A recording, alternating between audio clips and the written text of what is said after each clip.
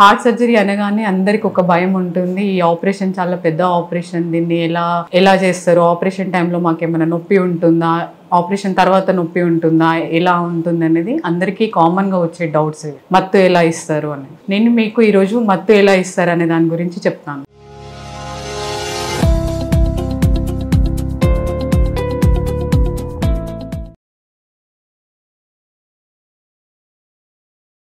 Hi everyone, నేను doctor Pratyusha, గుండె ఆపరేషన్కి సంబంధించిన మత్తు డాక్టర్ని. ఇక్కడ కరీంనగర్లో నేను సదాశివ్ సార్తో అసోసియేట్ అయ్యి ఆల్మోస్ట్ 6 సంవత్సరాలు అవుతుంది. 6 సంవత్సరాల నుంచి మేము ఒక 1200 కేసులు చేసాము ఇక్కడ కరీంనగర్లో.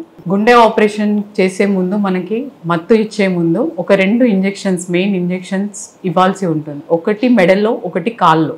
మెడలో వేసేది మనం వీనస్ యాక్సిస్ అంటాం. దాన్ని పెద్ద లైన్, మనకి ఎట్లయితే చేతిలో క్యానిలా పెట్టేసి సలైన్ ఇస్తారో అట్లా మెడలో మనకి ఒక పెద్ద ఇంజెక్షన్స్ పెట్టి దాంట్లో నుంచి మందులు ఇవ్వడం జరుగుతుంది హార్ట్ ఆపరేషన్ టైంలో. సో మత్తు ఇచ్చే ముందు అది మెడలో ఫస్ట్ ఇంజెక్షన్ పెడతాం. ఈ నెక్స్ట్ ఇంజెక్షన్ మనం కాల్లో పెడతాం. కాల్లో దేనికోసము అంటే హార్ట్ సర్జరీ అయ్యే టైంలో మనకి బీపీ ఫ్లక్చువేషన్స్ అనేటివి ఉంటా ఉంటాయి. So minute to minute heart ఎలా కొట్టుకుంటుంది, ఎంత బీపీ వస్తుంది అదంతా తెలుసుకోవడానికి మనం కాల్లో ఇంజెక్షన్ అనేది పెడతాం. దాన్ని ఆర్టీరియల్ లైన్ అంటాం. ఆర్టరీలోకి వేసేదాన్ని ఆర్టీరియల్ లైన్ అంటాం. సో ఈ 2 ఇంజెక్షన్స్ తర్వాత మనకు మొత్తం మత్తు ఇవ్వడం అనేది జరుగుతుంది.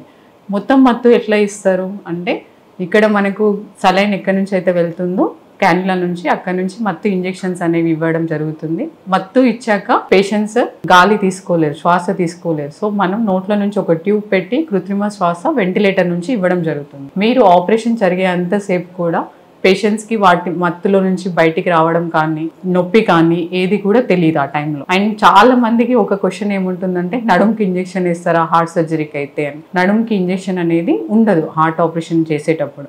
హార్ట్ ఆపరేషన్ చేసేటప్పుడు మనం ఓన్లీ మొత్తం మత్తు జనరల్ అనస్థీషియా అంటాం. జనరల్ అనస్థీషియా ఇవ్వడం జరుగుతుంది. అండ్ మత్తుల నుంచి ఎప్పుడు బయటికి తీస్తాము, ఆపరేషన్ తర్వాత వెంటనే తీస్తామా, ఎట్లా ఉంటుంది అనేది. హార్ట్ సర్జరీ యూజువల్గా మనకి 3-4 గంటలు పడుతుంది. జనరల్ బైపాస్ సర్జరీ ఏం కాంప్లికేషన్స్ లేకుండా ఉంటాయి. ఈ హార్ట్ సర్జరీ 3-4 గంటల తర్వాత మనము ఐసీయూకి షిఫ్ట్ చేసుకొని వెంటిలేటర్తో పాటే షిఫ్ట్ చేస్తాం. అక్కడికి వెళ్ళాక పేషెంట్ బీపీ, అవుట్ యూరిన్ కానీ, వాళ్ళకి ఏం పక్షవాతం లాని న్యూరో ప్రాబ్లమ్స్ ఏమీ లేవు అంటే, పేషెంట్ హీమోడైనమిక్ స్టేబుల్స్ అన్నీ బాగున్నాయి, వైటల్స్ అంతా బాగుంది అంటే అప్పుడు మనం మత్తు నుంచి రివర్స్ చేయడం అనేది జరుగుతుంది.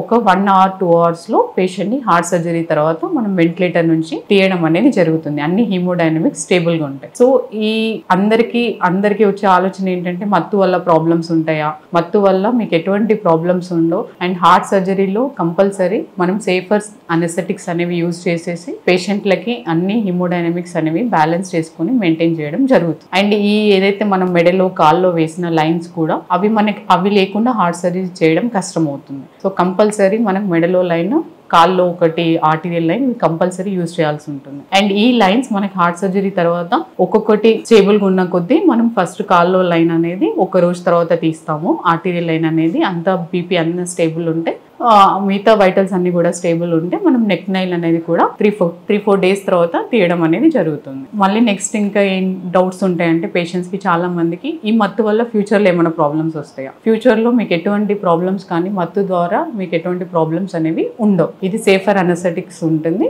ఓన్లీ 1-2 డేస్ వరకే మీకు ఆ మత్తు ఎఫెక్ట్ అనేది ఉంటుంది.